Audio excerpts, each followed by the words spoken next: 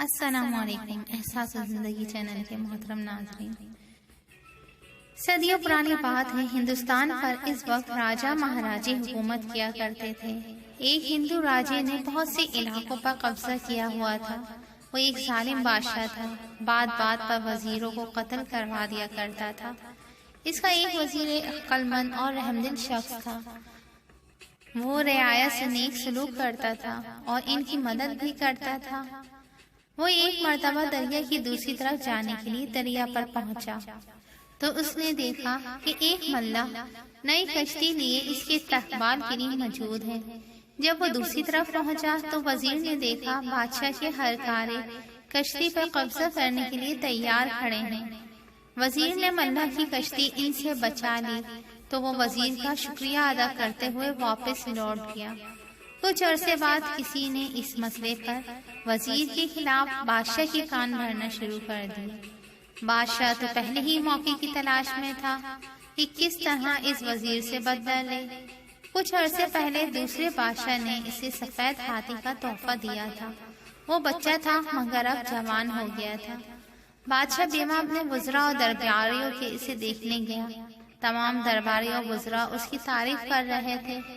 بادشاہ وزیر سے انتقام لینا بھولا نہیں تھا۔ اس نے وزیر سے کہا، مجھے اس ہاتھی کا ٹھیک وزن بتاؤ ورنہ تمہیں قتل کر دیا جائے گا۔ 10 دن کی مہلت ہے۔ وزیر بہت پریشان ہوا۔ وہ مختلف تدبیروں کا سوچنے لگا مگر کچھ سمجھ نہیں آ رہا تھا۔ وہ پریشانی کے عالم میں دریا کی طرف نکل گیا اور وہاں بیٹھ کر سوچ و بچار کرنے لگا۔ اسی دوران وہی کشتی والا بزرگ اس کے پاس آیا اور جھک کر سلام کیا۔ وزیر کو پریشان دیکھا تو پوچھا، وزیر محترم کیا بات ہے؟ آپ پریشان لگ رہے ہیں۔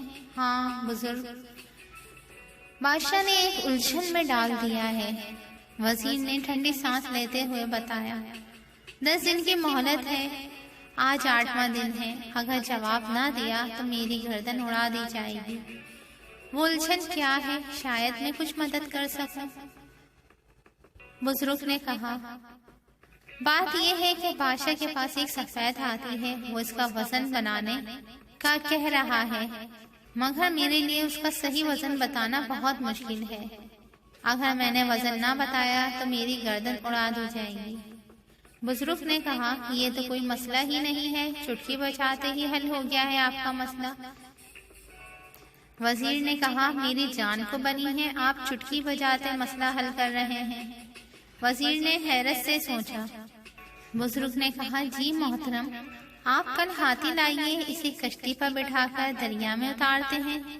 جتنی کشتی پانی کے اندر جائے گی اس پر نشان لگائیں گے، پھر اتنے وزن کے پتھر کو نشان تک کشتی پانی میں لے جا کر ڈال کر وزن کر لیں گے۔ ویری گڈ، وزیر کی سمجھ میں ساری بات آ گئی۔ اگلے دن وہ ہاتھی کو دریا کے کنارے لایا، اسے کشتی میں سوار کر کے دریا میں لے جا کر کشتی پر نشان لگا دیا۔ پھر اس نشان تک پتھر ڈال کر وزن کیا گیا۔ پھر ان پتھروں کا وزن کیا اور بادشاہ کو بتا دیا۔ اب بادشاہ حیران ہوا کہ کیسے ممکن ہے۔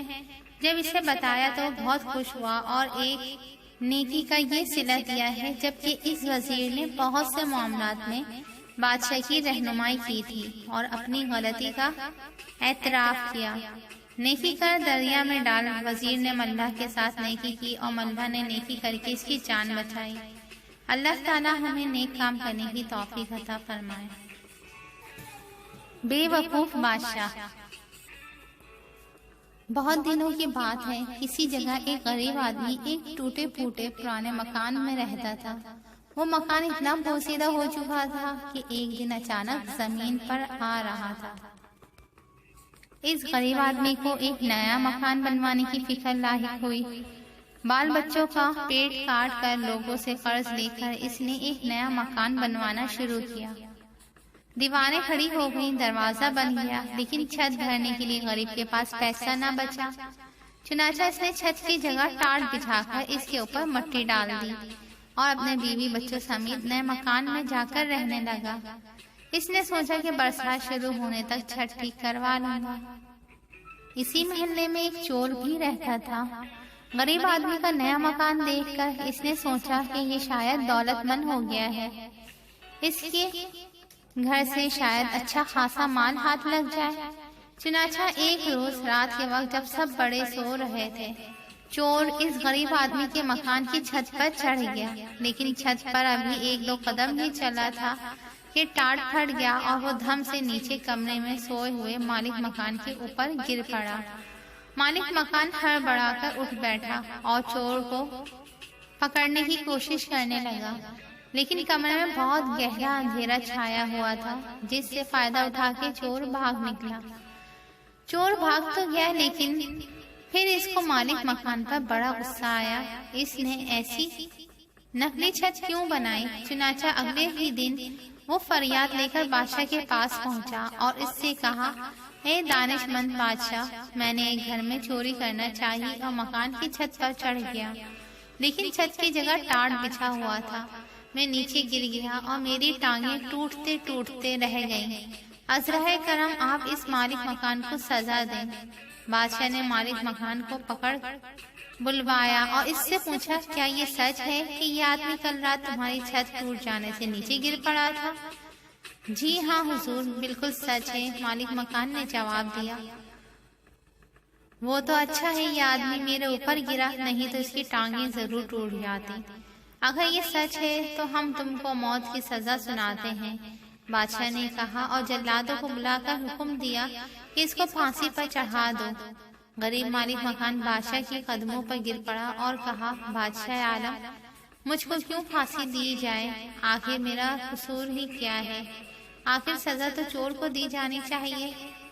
چپ ہو جاؤ بادشاہ گرجا، تمہیں مجھ کو نصیحت کرنے کی جرت کیسے ہوئی؟ غریب مالک مکان نے دیکھا کہ اس طرح بادشاہ سے انصاف کی کوئی امید نہیں ہے، تو اس نے بادشاہ سے کہا، بادشاہ عالم، میرا کوئی قصور نہیں ہے، ٹاٹ تو راج مزدور نے بچھایا ہے، قصور اس کا ہے، اس نے خراب ٹاٹ بچھا دیے ہیں۔ تب بادشاہ نے حکم دیا کہ اس کو رہا کر دیا جائے اور راج مزدور کو پھانسی پر چڑھا دیا جائے۔ بادشاہ کے سپاہی فوراً راج مزدور کو پکڑ لائے۔ جب اس کو پھانسی کے پھندے کے نیچے کھڑا کر دیا تو اس نے کہا کہ مجھے بادشاہ سے کچھ عرض کرنا ہے۔ بادشاہ نے اجازت دی تو اس نے کہا، بادشاہ عالم، میرا کوئی قصور نہیں ہے، سارا قصور اس آدمی کا ہے جس نے وہ ٹاٹ بنائے ہیں۔ اگر اس نے ٹاٹ پکے اور مضبوط بنائے ہوتے تو ان پر کوئی بھی چلتا وہ نہ پھٹتے۔ بادشاہ کے حکم پر راج مزدور کو بھی چھوڑ دیا گیا اور ٹاٹ بنانے والے کو پکڑ لایا گیا۔ اسے بادشاہ کے سامنے پیش کیا گیا تو بادشاہ نے اس سے پوچھا، کیا ٹاٹ تم نے بنائے تھے؟ جی ہاں حضور، میں نے ہی بنائے تھے، اس آدمی نے جواب دیا۔ تب تو سارا قصور تمہارا ہے، بادشاہ نے گرج کر کہا، اور اس نے اسے پھانسی پر چڑھانے کا حکم دیا۔ بادشاہ سلامت، میں آپ سے کچھ ضروری بات عرض کرنا چاہتا ہوں۔ ٹاٹ بنانے والے نے کہا، بات یہ ہے کہ میرے بنائے ہوئے ٹاٹ ہمیشہ بڑے پکے ہوتے تھے، لیکن جس وقت میں یہ ٹاٹ بنا رہا تھا اسی وقت میرے ایک پڑوسی نے، جس کو کبوتر اڑانے کا شوق ہے، اپنے کبوتر اڑا دیے۔ وہ آسمان میں اڑتے پھر رہے تھے، قلع بازیاں کھا رہے تھے، میں ان کا تماشا دیکھنے لگا۔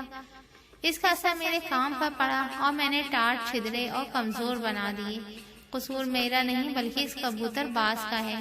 اب بادشاہ کے حکم پر ٹاٹ بنانے والے کو تو چھوڑ دیا اور کبوتر باز کو پکڑ کر لایا گیا۔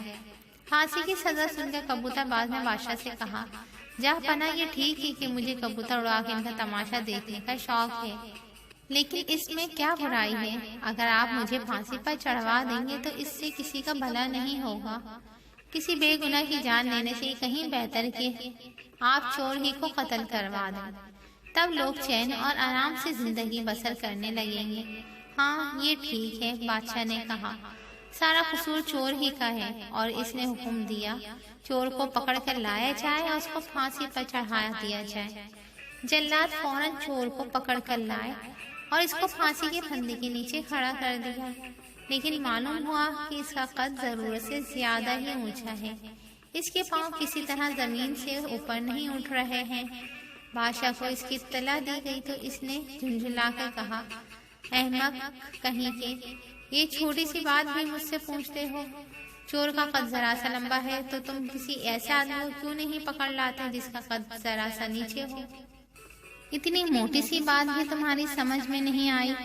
جلاد دوڑتے ہوئے نزدیک کے چوراہے پہ گئے۔ ایک چھوٹے قد کا آدمی ایک آٹے کا بورا پیٹھ پر لادے جا رہا تھا۔ جلادوں نے فوراً اس کو پکڑ لیا اور لا کر پھانسی کے پھندے کے نیچے کھڑا کر دیا۔ وہ چھوٹے قد کا آدمی چیخ چلا رہا تھا اور جلادوں سے پوچھ رہا تھا، میرا قصور کیا ہے؟ مجھے کیوں پھانسی پر چڑھاتے ہو؟ اتنے میں خود بادشاہ بھی تماشا دیکھنے ادھر آ گیا۔ وہ آدمی بادشاہ سے گڑ گڑا کر کہنے لگا، میرے مالک، میں ایک غریب آدمی ہوں، پہاڑ سے لکڑیاں لا کر بیچتا ہوں اور لوگوں کا سامان ڈھوتا ہوں، اسی طرح اپنے بال بچوں کا پیٹ پالتا ہوں۔ آخر میں نے کون سا گناہ کیا ہے کہ اس بات کے لیے آپ مجھے پھانسی دینا چاہتے ہیں؟ ارے احمق، مجھے اس کا کیا پتا کہ تمہارا کوئی قصور ہے یا نہیں؟ بس کسی آدمی کو پھانسی پر چڑھانا ہے۔ میں ایک چور کو پھانسی پر چڑھوانا چاہتا تھا، لیکن معلوم ہوا کہ اس کا قد ذرا اونچا ہے اور اس کے پاؤں زمین سے اوپر نہیں اٹھ پاتے، لیکن تمہارا قد بالکل مناسب ہے۔